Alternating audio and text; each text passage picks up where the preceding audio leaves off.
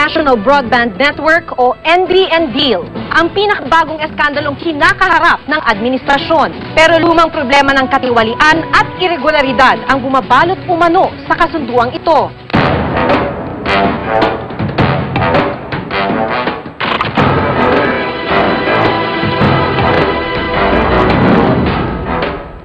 Invited you for breakfast and then he introduced his son, and yes. He just say, "This is my son, of whom I am going to please." As they say in my That is why Isang eskandalo ang muling yumanig sa administrasyon. demonstrate that he said it to the pilot how he avoided the music viewer. If it doesn't offend my seatmate here, may I use him some more? Back off! Back off! Back off! This person... Ang kontrobersya sa National Broadband Network o NBN-DIL kung saan direktang idinawit ni Jose De Venecia III ang ilang malalaking pangalan sa umano'y malawakang katiwalian. Na wala pong bahid ng anumang katiwalaan. Isang proyektong magpapabilis ng komunikasyon sa mga ahensya ng gobyerno, ang National Broadband Network sa pamamagitan ng Internet Wireless Connection. Majority shareholder si De Venecia ng Amsterdam Holdings Incorporated, isa sa mga nag-alok na gawin ang NBN project ng gobyerno. Pero natalo ang kanyang kumpanya ng isang dayuhang kumpanya para gawin ang proyekto, ang ZTE Corporation. That is why Mabibigat ang mga binitawang paratang ng Batang De Venecia. detailing the graft and corruption and betrayal of public trust that is the NBN watch. Inakusahan niya ng panunuhol si COMELEC Chairman Benjamin Abalos, pinaratangang tumulong sa ZTE upang makuha ang proyekto. Inofferan niya ako in mid-December ng $10 million to back out of the, para umatras siya sa, bawiin ko yung proposal ko sa DOTC. Sa kanyang affidavit, sinabi rin niyang humihingi ng lagay si Abalos mula sa mga kinatawan ng ZTE.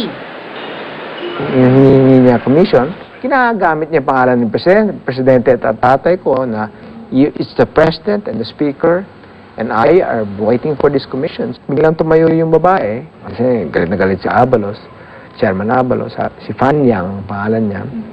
Sabi niya, what about the monies we have advanced to you, Mr. Chairman? Pero ang pinakamainit na pagsabog noong nakaraang linggo, ang pagdadawit ni De Venecia kay First Gentleman Mike Arroyo. Kaya ko iniilan ni Abalos na tulungan siya ni FG para pilitin akong matras sa gano'n. Ang ginawa, kaya lang, ang ginawa naman niya, sinindak niya ako, hindi ko naman siya kilala. First time kami nag-meet doon. Mahigit $260 million ang proposed budget ng kumpanya ni De Venecia para gawin ang proyekto. Mas mababa kumpara sa budget na inaprubahan ng bansa at ZTE Corporation ng China. The proposal kasi was $262 million. So, but the actual amount of that scope of work na pinakita nila sa akin ni Chairman Abalos, I call it the Abalos design, was only covering 35% of the country. So basically that value, yung value nyon is 130 million lang. So obviously overpriced agad ng 130 million yung proyekto, 100%. Sa pahayag naman ni DOTC Leandro Mendoza, sinabi niyang pinag-usap siya at ni Joey De Venecia ni House Speaker Jose De Venecia ukol sa NBN project. In the case of AHI, itong Amsterdam, kinausap ako ni Speaker dyan. Pero sinabi naman sa akin ni Speaker, magandang proyekto ito. Maganda sa bansa natin to kasi walang gagastusin yung gobyerno rito. At sinabi ko naman sa kanya na kaya nga po ini-evaluate natin ito. So, kung intervention yan or whatever it is, yun ang pinag-uusapan niya. At in-endorse kanya sa akin yung anak niya na si Joey. I've successfully been able to keep a low profile all this time, and because I am independent from my father anyway. Hunyo nitong taon nang lumakas ang bulong-bulungan sa umano'y maanumalyang CTE deal. Dito, ibinunyag ng DOTC na nawawala ang kontrata. After the presentation of ASEC Formoso, we asked him, so okay, you make it sound like this project NBN, National Broadband Network, is so beautiful.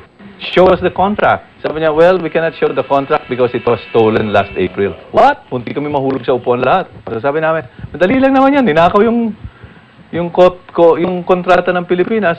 So, kunin niyo hiramin niyo yung kontrata ng kabila at pa-photocopy, ganyan, gawin yung kopya niyo, ganun. Hindi pwede eh. Bakit? Dadalawa lang ang kopya. Ano? Dadalawa lang ang kopya, isa sa China at isa sa Philippines? Wow! Incredible! Isang kopya ng sinasabing reconstituted contract ang nakuha namin. Dito may lagda sina DOTC Secretary Mendoza at ZTE Vice President Yu Yong. Pinatunayan ni Secretary Mendoza na ito nga ang reconstituted contract. So ito nga po yun, sir. This is the reconstituted contract. Okay. Ito na ba? Sigurado pa? May barcode tayo. Yung sa wala tayong barcode. Reconstituted contract. Ayon kay Dean Amado Valdez, kahit isang executive agreement ang pinirmahan na kontrata ng ZTE at DOTC, dapat dumaan pa rin daw muna ito sa public bidding. Pag pera ng government ang gagastusin, kailangan magkaroon ng bidding. Altogether, hindi mo pwedeng alisin yung proseso which is available to the government to ensure na magiging advantageous sa government yung transaction na yun.